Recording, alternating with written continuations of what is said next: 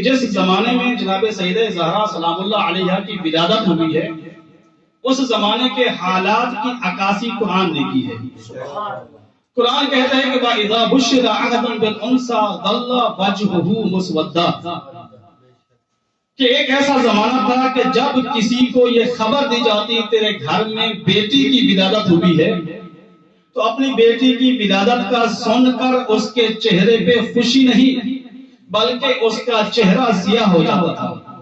یتوارا من القوم، قرآن کہتا ہے کہ فقط اس کا چہرہ افسردہ نہیں ہوتا تھا، فقط سیاہ نہیں ہوتا تھا بلکہ اپنی قوم سے چھپ چھپ کے رہتا تھا۔ چونکہ دامن وقت میں گنجائش نہیں ہے، تاریخ میں اس کی کافی ساری تفصیل موجود ہے، اور اسی آیت کے ضمن میں اگر آپ تفسیر امثل میں جا کر دیکھیں تو آپ کے سے بہتر اور زیادہ تفصیل مل جائے گی۔ میں اختصار سے بیان کروں تو زمانے جاہلیت میں جب کسی کے ہاں بیٹی کی ولادت ہوتی تھی تو والد پریشان ہو جاتا تھا، اس کے چہرے پہ افسردگی، اس کے چہرے پہ ایک نفرت کا ایک آثار پیدا ہوتے تھے، اس کا چہرہ سیاہ ہو جاتا تھا۔ تو اس کا مطلب یہ ہے مبشر صاحب کہ زمانے جاہلیت میں جس کے گھر میں بیٹی کی ولادت ہوتی تھی وہ بیٹی کے وجود کو زحمت سمجھتا تھا، وہ بیٹی کے وجود کو نفرت کا سبب سمجھتا تھا، وہ بیٹی کے وجود کو نحوست کا سبب سمجھتا تھا، وہ بیٹی کے وجود کو توہین کا سبب سمجھتا تھا۔ لیکن یہ زمانہ موجود تھا، اس زمانے میں جو لوگ تھے جس کیفیت کے بھی لوگ تھے، چاہے وہ شاعر تھا تو بیٹی کو زحمت سمجھتا تھا، اگر کوئی طبیب تھا تو بیٹی کو زحمت سمجھتا تھا، اگر کوئی دکاندار تھا تو بیٹی کے وجود کو زحمت سمجھتا تھا، اگر کوئی تاجر تھا تو وہ بیٹی کے وجود کو زحمت سمجھتا تھا، اگر کوئی شاعر تھا، ادیب تھا یا مؤرخ تھا، جو بھی اس کا اسٹیٹس ہوتا تھا وہ اپنی بیٹی کے وجود کو اپنے لیے زحمت سمجھتا تھا۔ اب ایک ایسا ماحول ہے جس میں بیٹی کے وجود کو زحمت سمجھا جاتا ہے، بیٹی کی وجود کی خبر سن کر چہرے سیاہ ہو جاتے ہیں۔ ایسے ماحول میں پروردگار عالم نے اپنے حبیب کی آغوش میں ایک بیٹی بھیجی، بیٹی بھیج کے کہا اے محمد مصطفیٰ جو ہم دے رہے ہیں یہ زحمت نہیں، انا اعطیناک الکوثر، جو ہم دے رہے ہیں یہ خیر کثیر دے رہے ہیں۔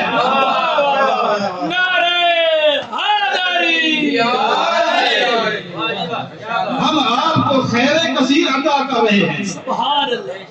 اب جو رواج تھا، جو رسم تھا، جو کیفیت تھی اس زمانے کی، اگر اسی رسم پہ چلا جائے تقاضا یہ تھا جب محمد مصطفیٰ کے گھر میں بچی کی ولادت ہوئی ہے تو اس زمانے کے لوگوں کی ابتدا اگر کرتے تو کیا کرتے؟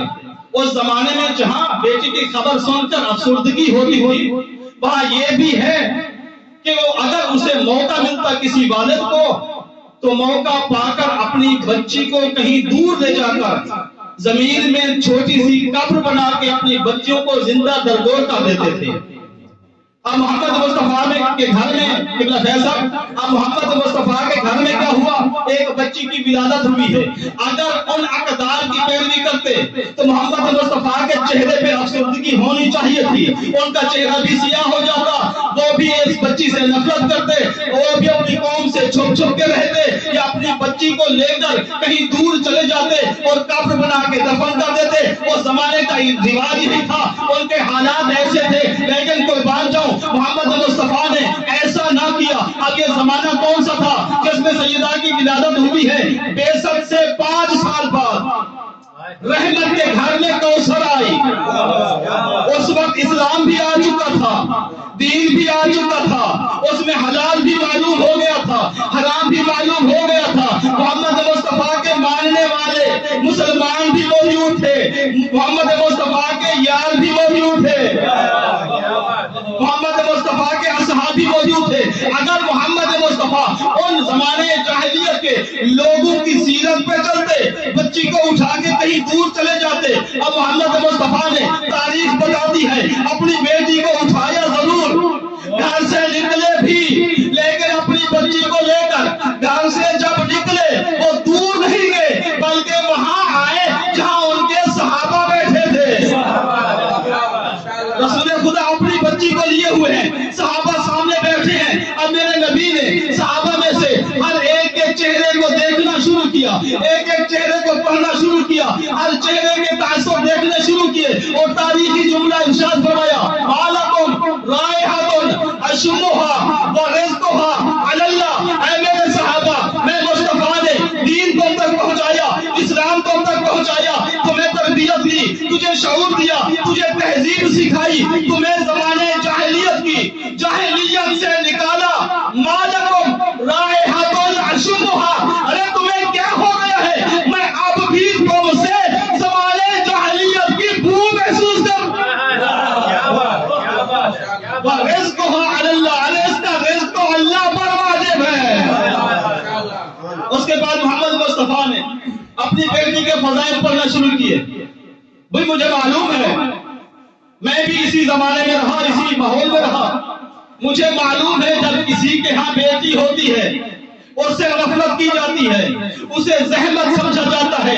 لیکن حضرت محمد مصطفیٰ صلی اللہ علیہ وآلہ وسلم نے اپنی بیٹی کو اٹھایا. توجہ میری طرف رہے, توجہ میری طرف رکھیے گا کہ مودت کا جملہ آپ کی دہلیز تک پہنچانا ہے, اور کوئی یہاں اجنبی بھی نہیں ہے اور مہمان بھی نہیں ہے, سارے اس مودت کے اظہار میں آئے ہیں. جملہ وصول کیجیے گا. حضرت محمد مصطفیٰ نے اپنی بچی کو اٹھایا, اپنی بیٹی کو اٹھایا اور ارشاد فرمایا الفاطمہ تو بضعۃ منی, الفاطمہ تو وضع ابیہا وہی نور عینی وہی ثمرۃ فؤادی وہی بہجت قلبی. ارے تم کیا سمجھتے ہو بیٹیاں زحمت ہوتی ہے؟ نہیں, ارے بیٹیاں تو اپنے باپ کی آنکھوں کا نور, دل کی ٹھنڈک ہوتی ہے.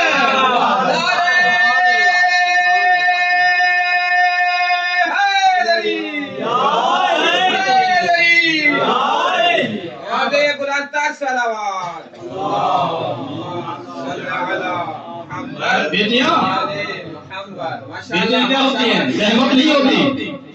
ارے بیٹیاں رحمت ہوتی ہیں.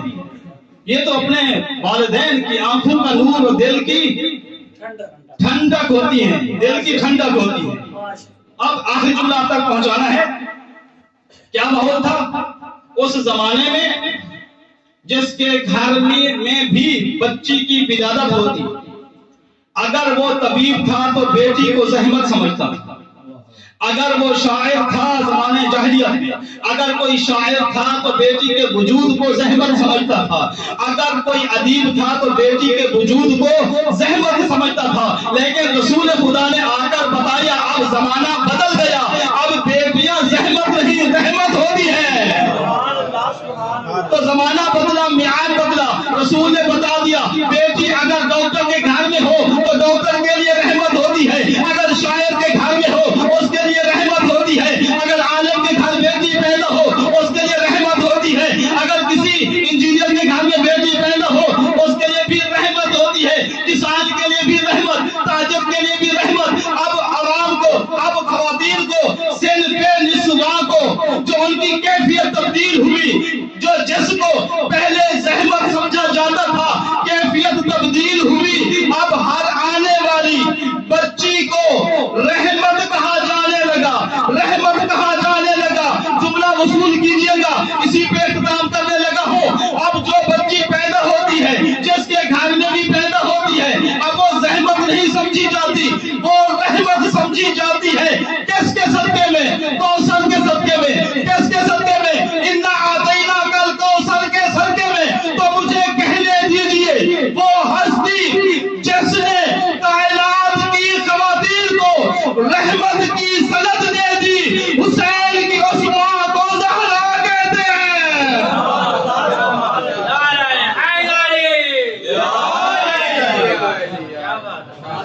ماشاءاللہ.